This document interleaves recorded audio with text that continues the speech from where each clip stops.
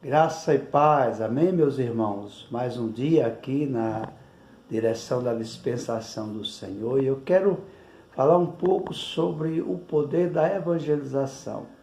Como nós podemos evangelizar de uma maneira simples para que nós possamos entender? Estudando as Escrituras. E dentro do processo precisamos estudar com a simplicidade das Escrituras. Nós não podemos nunca trazer aquilo que a Bíblia não diz e não ensina. Sempre temos que estudar pautado no que ela ensina e o que ela nos revela. Por exemplo, quando alguém vem dizer para você, Deus manda te dizer, se você tiver a sabedoria, se todo o processo fechou das revelações em Cristo, você tem que perguntar, Deus lhe deu a palavra? Porque se ele não deu a palavra, então essa revelação ela pode ser uma revelação questionável. Por que questionável? Porque todo o processo da mensagem bíblica, temos que entender que a continuação que Deus dava, chamado revelação progressiva para os profetas do Antigo Testamento, era apontando para Cristo, o cumprimento de todas as profecias. É tanto que o último profeta que foi levantado por Deus foi João Batista. Você vai encontrar esta direção que o profeta Isaías profetiza acerca dele em Isaías capítulo 40, versículo 3. E você vai ver ele mesmo profetizando e muitos vendo ali em Mateus capítulo 3, no versículo ali claramente 3 ali. Então você vai observar claramente que essas profecias, ou seja, a profecia progressiva. Isaías profetizou acerca de João Batista. João Batista aparece fazendo justamente o que Isaías profetizou. Então, essas profecias, elas são reveladas. Quando chegamos no Messias, em Cristo, essa profecia se cumpriu em Cristo. Todas as profecias se cumpriram em Cristo. Então, Cristo agora é nossa fonte de revelação. Nós não precisamos mais de outras revelações. Ele é a fonte de revelação. Quando você vai ver o próprio Isaías profetizando, Isaías 7,14, acerca da mãe do Senhor Jesus. Uma virgem dará à luz a uma criança. Então, ali você veja que essa revelação veio justamente para os 3 reis magos, onde eles vieram a Jerusalém para visitar a criança. Que você vai ver essa profecia, Mateus capítulo 1, versículo 23, lá bem claro, a profecia de Isaías. Mas Isaías vai dizer claramente nesse versículo 14, que o nome dele seria Emanuel. Aí quando você chega em Mateus capítulo 1, versículo 23, você vai ver que esse Deus que está conosco, já acrescentando um pouco dessa mesma profecia, ou seja, Emanuel, que significa Deus conosco. Para que a gente entenda, ou seja, o profeta, Mateus não acrescentou, Mateus só trouxe a revelação completa do que Isaías estava trazendo, estava mostrando. Para que a gente entenda, quando se trata nos dias de hoje, toda a revelação, todo o fundamento está em Cristo. É por isso que qualquer revelação que vem, Deus manda te dizer, Deus falou comigo, é uma revelação que é questionável. Não é que ela não venha de Deus, mas ela é questionável, porque hoje toda revelação precisa de uma palavra, porque a palavra hoje já está completamente revelada, Agora você pode ter uma revelação por sonhos, Talvez você tenha um sonho, mas esse sonho ele vai estar pautado nas Escrituras. Quando você sonha, que foi o caso de José, teve que sonhar para receber Maria, porque senão o processo que Deus estava trazendo podia ter comprometimento, quando José entendeu que Maria era uma virgem. Ele recebeu como esposa. E agora Maria está grávida, ele até tentou deixar. Você pode ler isso lá em Mateus capítulo 1, no versículo 20, no versículo 19 e ali em diante. Então, o que nós estamos atentando é justamente para essas visões de Deus. Para quê? Para que você possa estudar a Bíblia de uma forma mais compreensível e atentar simplesmente para a Bíblia. Aí é onde você vai poder compreender o processo desse pecado original. Por exemplo, você vai encontrar Jesus orientando os seus discípulos quando fizeram a pergunta: Senhor, quem pecou, foi ele ou seus pais para que ele nascesse cego?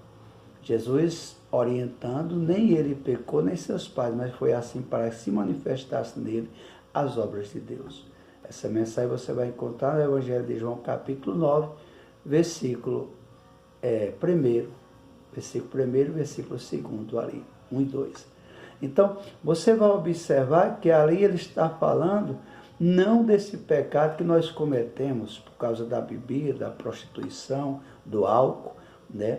Mas ele está falando de uma revelação de um pecado original lá atrás. Quando você vai para Gênesis capítulo 3, do 1 ao 24, você vai ver lá que a Eva é tentada e Adão cai na tentação junto com Eva, e por isso toda a raça humana vem receber esse pecado original. Por quê? Nós sabemos que nós já nascemos com essa deficiência.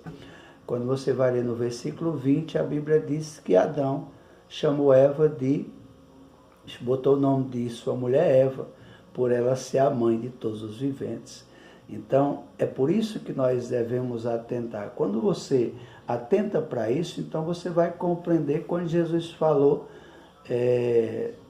para Nicodemos, lá em João 3,16, que Deus amou o mundo de tal maneira que deu seu Filho unigênito, para que todo aquele que nele creia não pereça, mas tenha a vida eterna. O que é que Jesus estava revelando aí? Que ele veio para nos livrar desta condenação, né? Você vai encontrar essa referência, depois o apóstolo Paulo sendo usado, Romanos capítulo 5, versículo 12, que tanto o pecado como a morte só entrou por conta do pecado de um homem. Você vai encontrar na ressuscitação,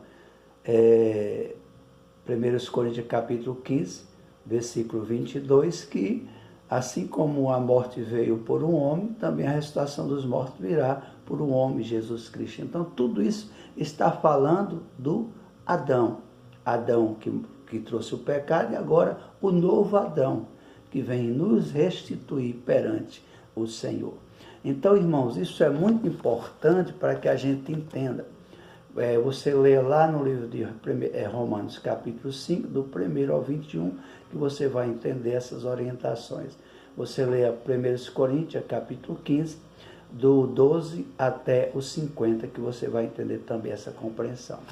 Então, isso nos dá clareza nas Escrituras. Estudamos tanto o Velho como o Novo. Nunca traga, irmãos, textos isolados. Nem do Novo, do Velho, seja mais simplificado, porque já está toda a revelação. Agora, quando você traz textos dos Novos isolados, pode ser que você esteja trazendo uma repreensão, uma promessa, que já se cumpriu em Israel, e não pode mais se cumprir no Novo Testamento. Então, sempre que você vai ler para a simplificação das Escrituras, vá sempre para o Novo.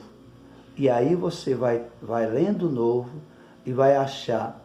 Você vai encontrar na sua Bíblia, por exemplo, estou com a Bíblia aqui, ó. Na minha não tem essa daqui, mas em outras que eu tenho aqui em casa, você tem no rodapé aqui, segmentos de um texto que você vai ler. Por exemplo, você lê um capítulo, você vai encontrar alguns versículos do Antigo Testamento aqui embaixo, já pautado no Novo Testamento. Para quê? Para que você não estude de maneira errônea a palavra, mas que você tenha compreensão. Tanto aqui no rodapé, como no próprio versículo aqui, você vai encontrar, por exemplo, eu vou falar sobre morte. Aí você vai encontrar aqui embaixo, aqui, orientações também no Antigo Testamento sobre morte. porque ela vai me dar essa base de orientação.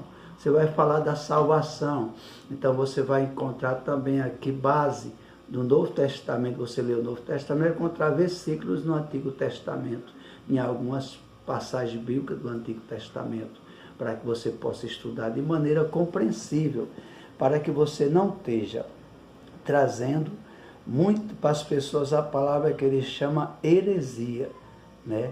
Texto fora de contexto. Então, quando você estuda desta maneira, você não só tem a compreensão das Escrituras, como também pode ajudar outras pessoas a chegar ao Evangelho. Porque todo objetivo, sempre lembre, é que as pessoas cheguem ao Evangelho. Marcos 16, versículo 15 ao 20, ali em diante. Né? Então, Jesus mandou nós pregar o Evangelho. O apóstolo Paulo, quando vai dar a orientação aos Romanos 1, versículo 16. Eu não me envergonho do Evangelho de Cristo, porque é a salvação de todo aquele que crê. Primeiro dos judeus e depois do grego. Porque neles se descobre o poder de Deus. De fé em fé, porque está escrito, o meu justo viverá da fé.